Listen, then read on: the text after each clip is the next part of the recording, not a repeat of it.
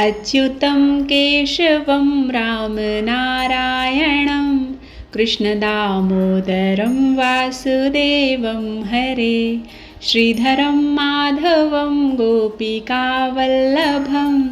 जानकीनायकं रामचंद्रं भजे।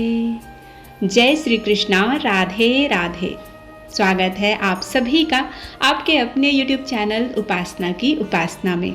आज की वीडियो में आप जानेंगे कृष्ण जन्माष्टमी कब है, शुभ मुहूर्त क्या है, पूजा विधि क्या है, पारण का शुभ समय क्या है, कृष्ण जन्माष्टमी पर कौन से ऐसे नियम हैं जिन्हें जरूर अपनाना चाहिए। आपसे अनुरोध है कि आप वीडियो में अंत तक बने रहें और वीडियो पसंद आता है तो प्लीज़ लाइक ज़रूर कीजिएगा। चैनल पर पहली बार आए हैं तो इसे सब्सक्राइब करना बिल्कुल मत भूलिएगा। बेल बटन प्रेस कीजिए ताकि नए वीडियोस आप तक रोज पहुंच सकें। आप सभी को कृष्ण जन्माष्टमी की हार्दिक शुभकामनाएं। भगवान श्री कृष्ण की कृपा आप सभी पर सदा सर्वदा बनी रहे। श्री कृष्ण जन्माष्टमी भाद्रपद माह के कृष्ण पक्ष की अष्टमी तिथि को मनाई जाती है। हर साल जन्माष्टमी का त्यौहार 2 दिन मनाया जाता है। एक दिन गृहस्थ जीवन वाले और दूसरे दिन वैष्णव संप्रदाय वाले जन्माष्टमी का त्यौहार मनाते हैं। ऐसे में आपको बता दें कि 6 और 7 सितंबर दोनों दिन ही श्री कृष्ण जन्मोत्सव मनाया जाएगा। गृहस्थ जीवन वाले 6 सितंबर और वैष्णव संप्रदाय वाले 7 सितंबर को जन्माष्टमी मनाएंगे। 6 सितंबर को भगवान श्री कृष्ण का 5250वां जन्मोत्सव मनाया जाएगा। धार्मिक मान्यताओं के अनुसार भगवान श्री कृष्ण का जन्म भाद्रपद मास के कृष्ण पक्ष की अष्टमी तिथि को रोहिणी नक्षत्र में मध्यरात्रि यानी 12 बजे के रात मथुरा में हुआ था। भगवान श्री कृष्ण के जन्मोत्सव के रूप में यह त्यौहार हर साल पूरे देश में बड़े ही हर्षोल्लास के साथ मनाया जाता है। इस दिन भक्त व्रत रखकर और पूरे नियम और संयम से भगवान की पूजा अर्चना करते हैं। धर्म ग्रंथों के अनुसार कंस के बढ़ रहे अत्याचारों से मुक्ति दिलाने के लिए भगवान विष्णु ने जन्माष्टमी के दिन कृष्ण के रूप में 8वां अवतार लिया था। कृष्ण जन्माष्टमी तिथि का प्रारंभ होगा 6 सितंबर 2023 दोपहर 3:37 पर और इसका समापन होगा 7 सितंबर 2023 को शाम 4:14 पर। 6 सितंबर 2023 को गृहस्थ जीवन वालों को इस दिन जन्माष्टमी मनाना शुभ रहेगा। इस दिन रोहिणी नक्षत्र और रात्रि पूजा में पूजा का शुभ मुहूर्त भी बन रहा है। भगवान कृष्ण का जन्म रात में ही हुआ था। 7 सितंबर 2023 को पंचांग के अनुसार इस दिन वैष्णव संप्रदाय के लोग जन्माष्टमी मनाएंगे। साधु संत और सन्यासियों में कृष्ण की पूजा का अलग विधान होता है और इस दिन दही हांडी उत्सव भी मनाया जाता है। भगवान श्री कृष्ण की पूजा या उनका जन्मोत्सव रोहिणी नक्षत्र में ही मनाया जाता है, तो इस दिन रोहिणी नक्षत्र की शुरुआत होगी 6 सितंबर 2023 को सुबह 9:20 पर और रोहिणी नक्षत्र का समापन होगा 7 सितंबर 2023 सुबह 10:25 पर।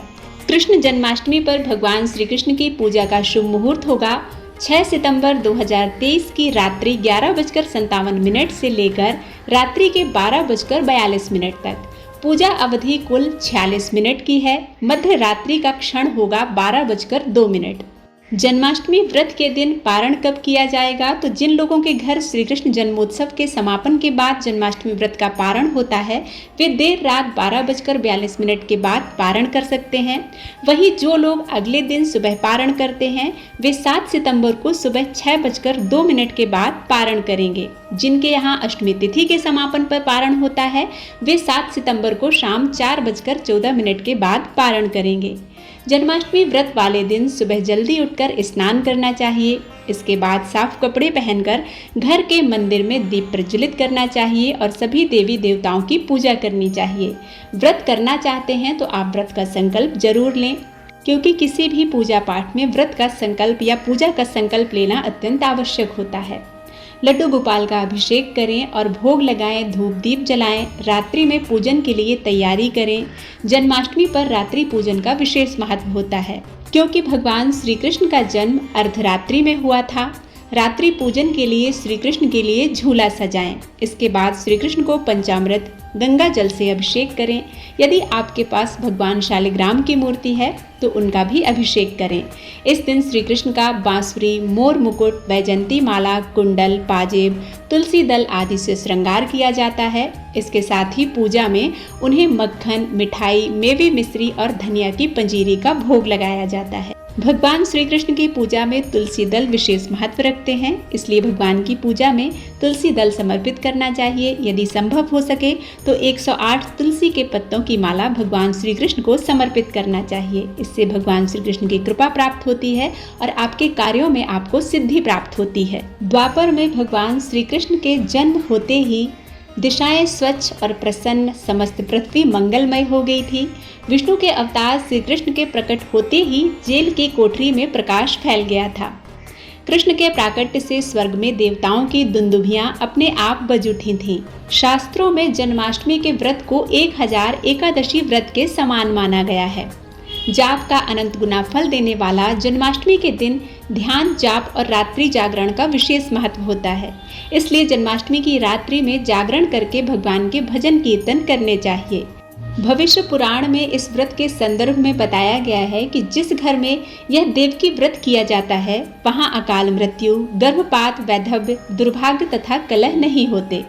जो एक बार भी इस व्रत को करता है उसे श्री कृष्ण का आशीर्वाद प्राप्त होता है।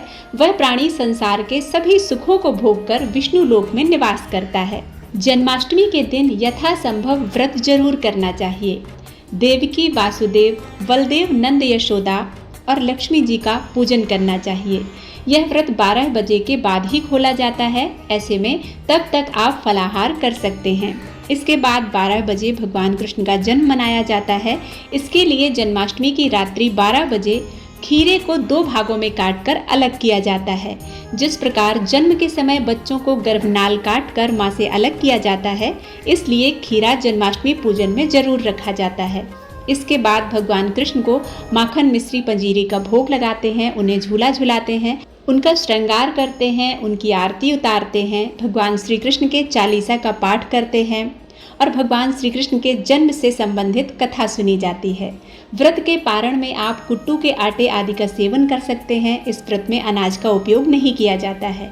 रात को शंख बजाकर भगवान कृष्ण का जन्मोत्सव मनाया जाता है। वायु पुराण के अनुसार कृष्ण जन्माष्टमी का व्रत रखना बड़ा ही लाभकारी और श्रेष्ठ माना जाता है। इससे 7 जन्मों के पाप नष्ट होते हैं। वायु पुराण में और कई ग्रंथों में जन्माष्टमी के दिन की महिमा लिखी गई है। जो जन्माष्टमी की रात्रि को उत्सव करने के पहले अन्न खा लेते हैं, भोजन कर लेते हैं, वह नराधम होते हैं। ऐसा भी लिखा है कि जो उपवास करता है, जप ध्यान करके उत्सव मनाकर फिर भोजन करता है, वह अपने कुल की 21 पीढ़ियों को तार देता है। कृष्ण जन्माष्टमी की पूजा में खीरा जरूर चढ़ाना चाहिए। मान्यता है कि खीरा चढ़ाने से श्री कृष्ण प्रसन्न होते हैं और भक्तों के कष्ट दूर कर देते हैं। जन्माष्टमी के दिन खीरे को काटकर उसके तने से अलग किया जाता है। इसे श्री कृष्ण की माता देवकी से अलग होने का प्रतीक माना जाता है। ऐसा करने के बाद विधि विधान से पूजा शुरू की जाती है। जन्माष्टमी के दिन खीरा काटने की प्रक्रिया को नाल छेदन कहा जाता है। इस दिन पूजा के दौरान कान्हा को खीरा चढ़ाया जाता है। ज्यादातर लोग खीरा प्रसाद के रूप में बांटते हैं। वहीं कुछ जगहों पर इसे नवविवाहित महिलाओं या गर्भवती महिलाओं को खिलाया जाता है।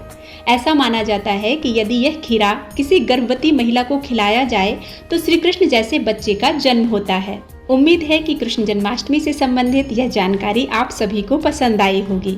यदि पसंद आती है तो लाइक करके चैनल को सब्सक्राइब करना बिल्कुल मत भूलिएगा। आने वाले वीडियो में कृष्ण जन्माष्टमी की कथा भी सुनाई जाएगी, उसे भी आप जरूर सुनिएगा।